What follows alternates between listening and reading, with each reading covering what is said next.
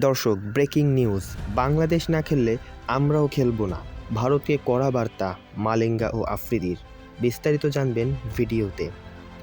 মুস্তাফিজুর রহমানকে নিরাপত্তার অজুহাত দেখিয়ে আইপিএল থেকে বাদ দেওয়ার ঘটনার পর থেকেই আন্তর্জাতিক ক্রিকেটে নতুন করে এক প্রশ্ন উঠেছে: ভারতে বাংলাদেশ ক্রিকেট দল কতটা নিরাপদ?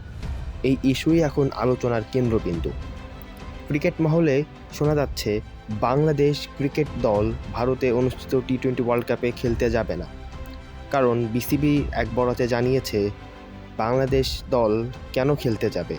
এক মুস্তাফিজুর রহমানকে যদি ভারতীয় ক্রিকেট বোর্ড নিরাপত্তা দিতে না পারে, তাহলে গোটা বাংলাদেশ ক্রিকেট দল, যারা বাংলাদেশ ন্যাশনাল টিম বাংলাদেশকে প্রতিনিধিত্ব করে, তাদেরকে কিভাবে নিরাপত্তা দিবে?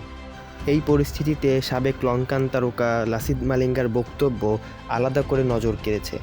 মালিঙ্গা সরাসরি কিছু ঘোষণা না দিলেও তার কথাবার্তায় স্পষ্ট চাপের ইঙ্গিত আছে। তিনি বোঝাতে চেয়েছেন, বাংলাদেশকে যদি পূর্ণ নিরাপত্তা না দেওয়া যায়, তাহলে টুর্নামেন্ট আয়োজন নিয়েই প্রশ্ন উঠবে। আর এখানেই এসে বিষয়টা গিয়ে ঠেকেছে আইসিসির সিদ্ধান্তে। বিশ্লেষকদের মতে মালিঙ্গার এই বক্তব্য মূলত আইসিসির উদ্দেশ্যেই। নিরপেক্ষভাবে সিদ্ধান্ত না নিলে মানুষ ভাববে আইসিসি আদৌ স্বাধীনভাবে কাজ করছে কিনা। এমন অবস্থায় বাংলাদেশ বিকল্প হিসেবে শ্রীলঙ্কায় ম্যাচ খেলার কথা ভাবছে, এমন কথাও শোনা যাচ্ছে, কারণ খেলোয়াড়দের নিরাপত্তার প্রশ্নে কোনো ঝুঁকি নিতে চায় না বাংলাদেশ। সব মিলিয়ে মুস্তাফিজ ইস্যু থেকে হওয়া বিতর্ক এখন বড় আকার নিচ্ছে।